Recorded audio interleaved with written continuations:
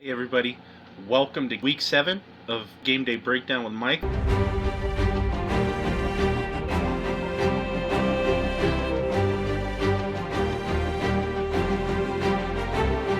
Last week we had to skip a week, just was too busy, and I do apologize for that, but we're back after a crazy week 6. We're going into week 7. Teams in the NFL are starting to show you who they are, what they're about, and we're starting to see this playoff picture start to take shape. First off, Thursday night, Pittsburgh at Cincinnati. Cincinnati, no Joe Burrow, clearly still no fun. It's made Jamar Chase a wonderful fantasy player, though. Pittsburgh's going to take this one in Cincinnati. Next up, we have the Rams in Jacksonville in London, the London games again. It seems like every week we have an early game. LA Rams. Puka's hurt. I don't know how diverse that wide receiver group starts to act. They played just all right last week, especially as soon as Puka got out. It seems like that offense couldn't move the ball. Jacksonville's really starting to heat up. Really starting to heat up. So I'm going to take Jacksonville in a close one here in London. New Orleans at Chicago. New Orleans has proven to be a tough win. They might be 1-5, but they're like a tough 1-5. And I will say this: I am probably wrong about their roster when I said that they have the least amount of talent, because I think that award goes to a team who I will talk about later in this video. But Chicago has proven over the last year, it's kind of hard to go in there and win now. Caleb Williams is starting to find his way. I'm going to take Chicago here. I don't think I'd be surprised if New Orleans ended up winning this game. But Chicago lately is proven, going into Chicago, it's tough. Philly at Minnesota. Philly has had some struggles lately offensively. Jalen Hurts, I've never thought he could throw a football. I think sometimes he just gets lucky on a broken coverage or something, and he definitely makes himself look good. He's definitely had his problems this year throwing the football, but I think this week against the Minnesota team, whose defense is kind of iffy, whose offense is a little shaky itself too, I think Philly gets a get-back game, and they win this one probably 2 touchdowns. I'm going Philly here. Carolina at the Jets. Carolina's proven to be a decent team, bar none. Bryce Young's balling. They're just proven to be a decent team. They're in New York facing who, earlier I said, there's a new team with probably the worst roster in the league. It's probably the Jets. I have no words for the New York Jets right now, besides the fact that just tear it down. Trade them, tear it down. Give me Carolina. I think it'll be close, but I don't think the Jets want to win. New England at Tennessee. You want to talk about a shocker this year? Drake May being in the MVP conversation. That wasn't on my bingo card. New England is playing out of their mind, and they have another chance to go on the road and beat up on a sorry team. They just fired their head coach, who replaced Mike Vrabel, by the way.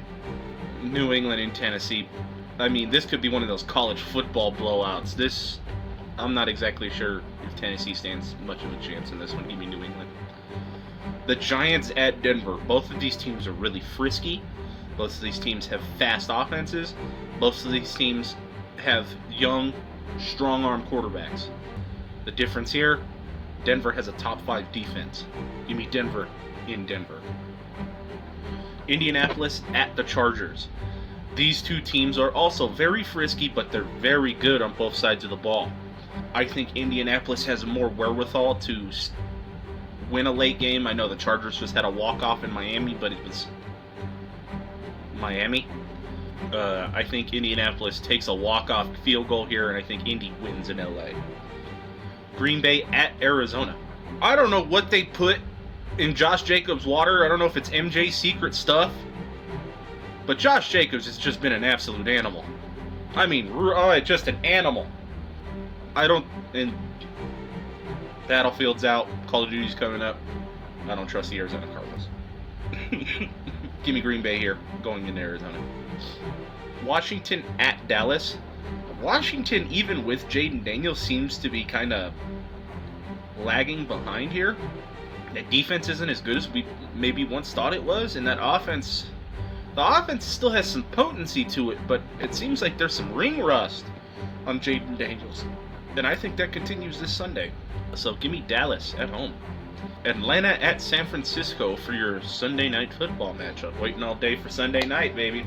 Atlanta has been great, but they've been great in the team they're playing matches that greatness half the time. I can't tell if it's scheming or if it's just defensive play calling, but it seems like Atlanta gets in these dogfights, and I think they can win this one if it goes to a dogfight in San Francisco. So give me Atlanta on Sunday night. We have another doubleheader on Monday night. We've got Tampa Bay and Detroit, and Houston and Seattle. So we'll start with the first one, Tampa at Detroit. Both really good teams. This could be an NFC Championship matchup preview. I think Detroit's a little mad about last week in Kansas City, and I think this is going to be one of the weeks where the buck stops, pun intended. The buck stops with Tampa Bay. I think Detroit brings them into the Motor City and teaches them about that Detroit toughness that Campbell always preaches to that team. Last game, Houston at Seattle. I don't think there's really much to say here. I think Houston's a decent team. I don't think they have a complete team enough to walk into somewhere like Seattle and tear it down in one night. Now, if CJ Stroud has one of his big-time games, I think they go into Seattle and win, but I don't see that happening. Give me Seattle in a barn burner on Monday night. And that's going to be Week 7 of Game Day Breakdown with Mike. Thank you for joining me. Please like, subscribe, share with your friends, and see you next week for Week 8. Have a good one.